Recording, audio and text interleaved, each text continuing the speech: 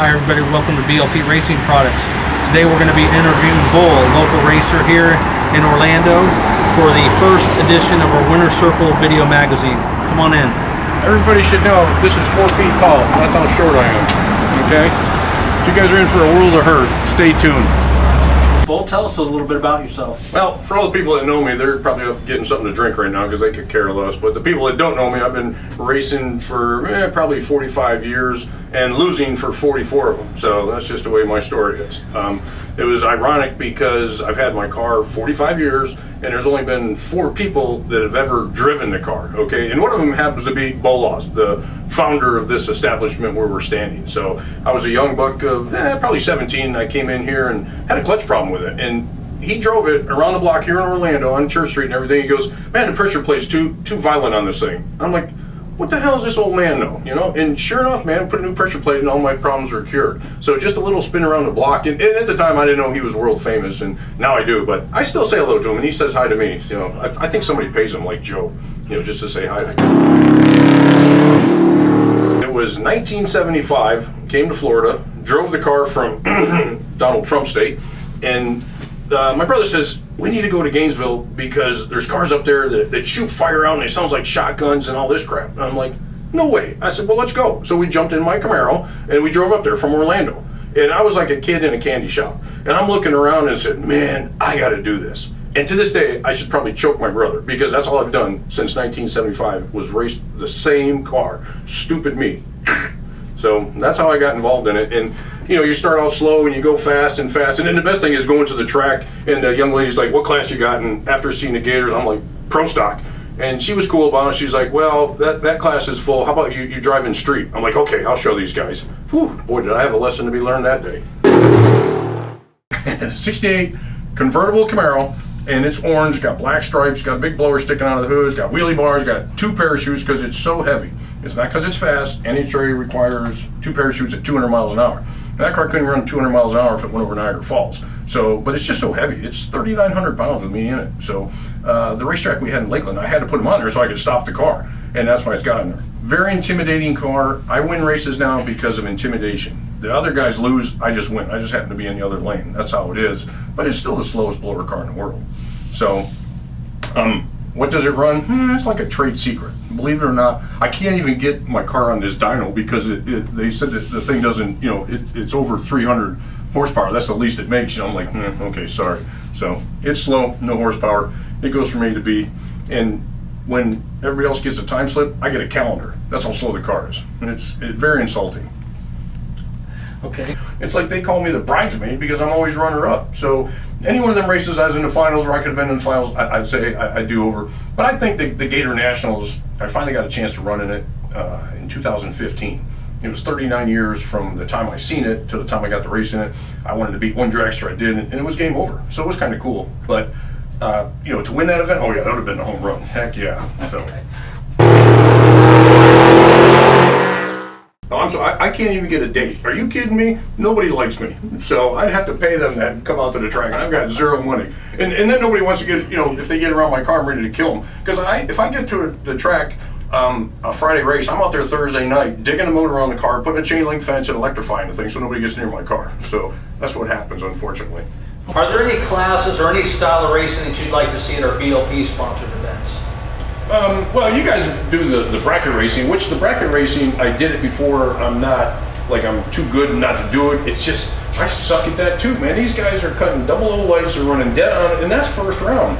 Excuse me, back in the day, that was like the finals, okay? If you cut like an 05 light and went 3 over, you're somebody. But man, nowadays, they just go for the throat, and everybody wants to beat a blower car. That's all there is to it. I mean, they go out there and they say, I want to beat that blower car, I want to beat the blower car, blah, blah, blah, blah, whatever. So, to me, and of course I tell them, I says, you're not saying much because the car's so slow. To get maybe a heads-up class in the bracket race, it's kind of like a little bit of a rivalry thing, but I just haven't bracket raced in so long, and I don't know, that's kind of a, oops, I don't know. Well, is there something that you would like to see at that race? Well, I know we're doing the bracket and the quick 32, but is there an index race or something that you feel would be? Maybe like me and your star employee there, Mark, because you know Mark Scheiben's got the Blue Nova, has been around forever, blah, blah, blah, blah. Like if we have a match race, or if you have 4 cars for a match race, in the meantime, like when there's downtime. So the other car's got to cool off. It's their main event. We're just there as a sideshow, and people like do that. Of course, I need probably like $2,000 to show up because I'm the star. Come on, that's an easy one. A '68 convertible Camaro. I love that car. So no, there's really no like a Bugatti or anything like that. No, the foreign cars really don't turn me on. I'm happy with my car. I just wish I would have bought it brand new. That would have been cool. Or if it was like a Z28, because it was, when I bought it, it was just a '68 Camaro with a heater. That's the way I say it. So it was nothing special. Of course it is now. It's a cool car. I put nitrous on the car, and I went from running about 1030s, I went to 985 instantly, and I laughed so hard because it was so fun. Because I actually got in the 9s, and then it was game on after that. Then it was 940s, then it was 90s, and then just the Pro Charger, the blow-through carburetor, the fuel injection, and then the Roots blower, and there we are. The weekend racer. The weekend racer really has it made, because if you got a family, you really can't race. Okay, I have no family, so I make $100, the car gets 150. So it's easy for me to put tons of money in the car.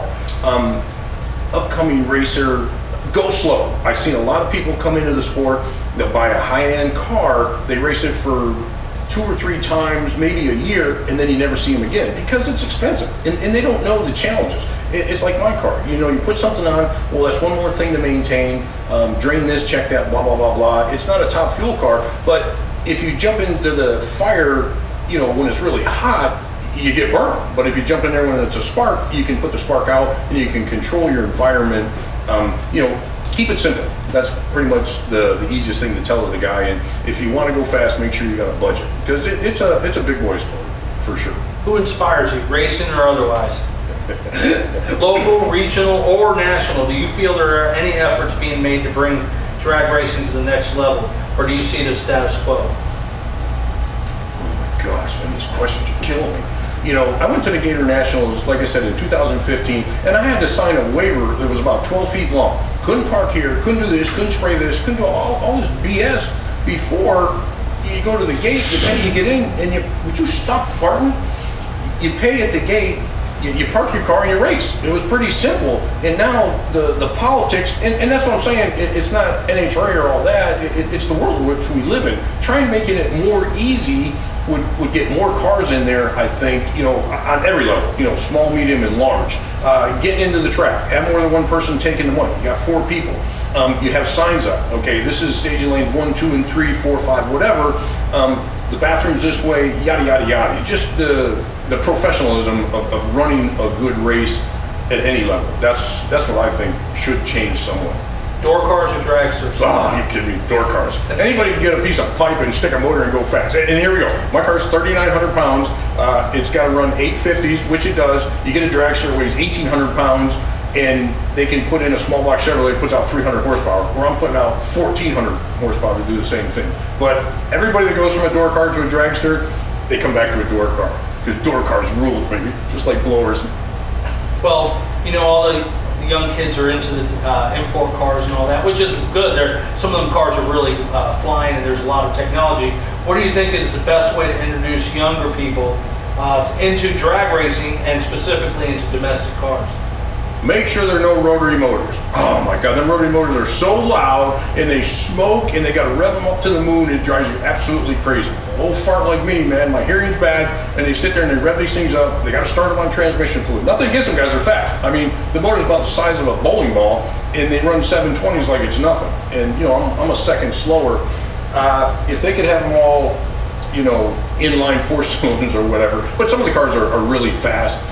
It's kind of cool, and some of them are actually really heavy. I talked to a couple of the guys at the track. They got the long wheelie bars, the big tires, yada, yada, yada, expensive cars, and they tell me they weigh 3,000 pounds, which I find it hard to believe. They're like Matchbox cars. They're small. The only thing nowadays is the weight. Before, it used to be small tires and the big tires would dominate. Now that's gone away. It used to be small block, big block. That's gone away.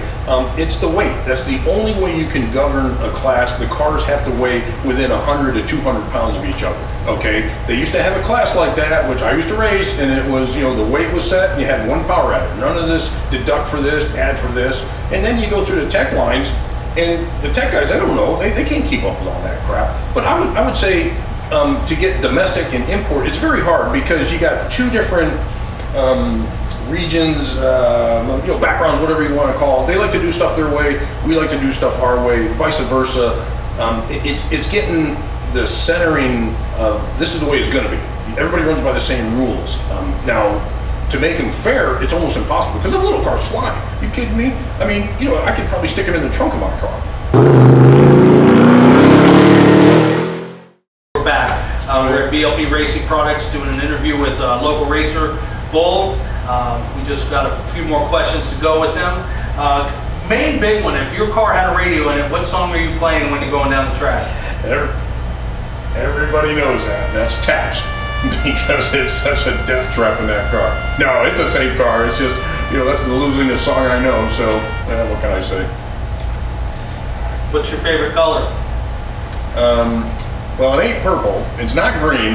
I would have to say right now it's orange because the car's orange. So you have to do that. It's ironic because when I bought the car, it was red with black stripes, and the paint name, they used to give them names. Well, they still do, but it was Matador Red of all names. Okay, painted it black twice, and I had the bodywork done at a shop, and I was going to paint it back red with black stripes, and the guy painting it says anybody can have a red car. They just came out with this orange color.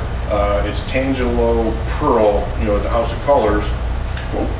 And he says, how about that? I'm like, yeah, okay. Because, I figured if he's going to be in there painting it red, it'd look like crap because he didn't like it. I was like, paint this damn car red.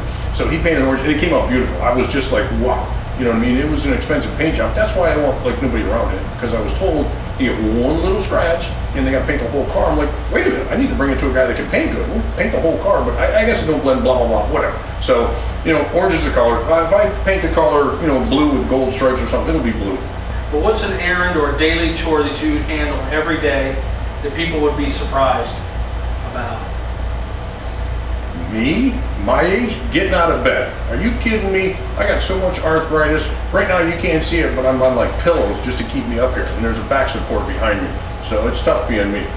Daily thing, there's x-ray stuff I can tell you, but I'm not going to do that. So just, being able to go to the bathroom, that's another thing. So old age is creeping up.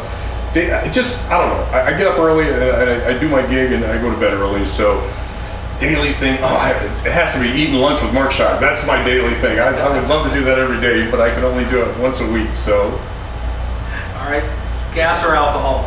Definitely alcohol. Alcohol. There again, Mark told me years ago, once you go to alcohol, you'll never go back. They say, but you use twice as much. Okay, it's $3.50, $3.80, $4 a gallon. So if you use twice as much, it's only $8 a gallon. Racing fuel is like $25 a gallon. So you tell me. But the alcohol, even I can tune up something. And when I changed from gas to alcohol, I had the car running probably within 10 minutes. Okay, so it was kind of cool. Went to the track, made the numbers, had somebody else tune it up for me, and it went 1/100th quicker. So that's the frame with alcohol, because you're tuning, it's this big. With gasoline, it's that big. And we're talking about tuning, nothing else here, okay, folks? No. Quarter mile or eighth mile? Oh, definitely eighth mile, because man, my car is so slow, that's my only chance. Guys spinning tires one time and I got it. Quarter mile, no way. It's too far, too many things happen. You get in the car and you start thinking. And the transmission's right there. If it comes apart, your feet are gone, the motor blows up, it's in your face. And I had a dry shaft blow up 2 years ago, and it's got me pretty well paranoid. So eighth mile is just, it's quicker, it's easy to save on parts. And the fans don't like it, but they're not in the car. They're not the ones building it. The fans come to see the cars, and if the cars want to race, and they want to race eighth mile, which there's a lot more, it's a wonderful thing. That's what I'm thinking. Oh yeah, it's game on then. I could be shaking. I get nervous in that car every time I get in it. My leg is shaking so bad. It's a good thing it's not a clutch car, because I wouldn't be able to press the clutch pedal. The do this, do that in my car is very easy. I have to do one thing. I got to point it straight and let go of one little button. Other than that, I'm just holding on for the ride. And I've got into the finals a couple times, and they take the picture and they want me in the picture with the car. It's like, nope, I'm just holding on for the ride. The car did all the work. But it's the burnout, it's the thrill, it's the excitement. You know what I mean? I'd say something X-rated, but I won't. I'm like, First thing, drag racing, think about the car, if I can make it slower, because obviously trying to make it faster is not working, so I might as well be the slowest, not the slower car, you know, at the track, and that's pretty much how it's going. But it's always cars. You're always buying car stuff and looking at cars, and everything is changing. And what really sucks is you had the big major companies making the stuff in America. Now they've all gone to China, and now you've got the mark-offs, and that's what really sucks. But you can get stuff readily available. It's like I tell everybody, I go to 7-Eleven to get parts for my car because they're there. And it's no lie. You can pick up a Chevy oil filter, which has been the same since 1950. Since 1953, I guess, or whenever the heck they made the first V8. And it still fits the current cars nowadays, you know what I mean? So it's kind of cool. But there's more people coming in, flooding the markets with this, that, and the other. And it's tough because the Chinese stuff could be $1,000 and the American stuff is $2,000. So everybody buys the Chinese. Well, guess what? It breaks. Now you're buying the $2,000, so you spend $3,000. So it's definitely good to buy American. All right. What's the one question you get asked most often that you're tired of answering? Am I gay? No. Why a convertible? Everybody asks me why I race a convertible. And the reason why I race and with the top down is because with the top up, it's a plastic window in the back, and my car's so slow the bugs hit that back window. So I'm just tired of cleaning the damn window. So I put the top down, I race, the bugs jump in the back, it's no big deal. They don't bite, so it's all good. But it's why I race a convertible, because it's the first car I had. And I always tell everybody, work with what you have. And that's what I have. And it's at the point now where making it go faster or anything else, it just costs too much money. It's just too late in the game. Like I said, I should have done this when I was 20 last year. Well, here's the one that I think you'll get a kick out of. We're going to be continuing doing this series with a lot of local drag racers and local vendors throughout the area. What's the one question I should ask the next guy? Okay, yeah. Ask them where they eat lunch, because they can't top where I eat lunch. That's what I'm thinking. I've got no idea. Ask them about the park out front. There you go. I see my buddy Mark, he's the man. And that's why, and like I said in the beginning, you know, Bola drove my car, and it's, back then it was, you know, all different in here, but it was like the speed shop, man. That was the only place in town. So that's why I shop at the local place. That's why I'm here today. All right, everyone, that's it for today's interview. Thanks for watching. We want to remind you our next race is Saturday, March 23rd. The BLP sponsored NHRA bracket races at Orlando Speed World. See you there. Thank you.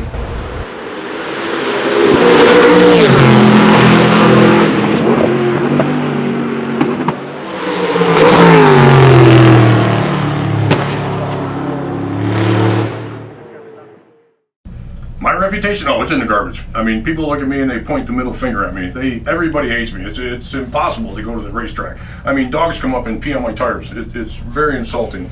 Yeah, wonderful. So, but go ahead, ask me a question and you'll be scared. Well, tell us a little bit about the car. The car. It's beautiful. It's wonderful. I mean, girls take their clothes off. Oh, sorry. And what do you do when you're not racing? What do I do when I'm not racing? Well, I have lunch at a adult establishment. It's an all-you-can-eat. No, I'm not here to promote them.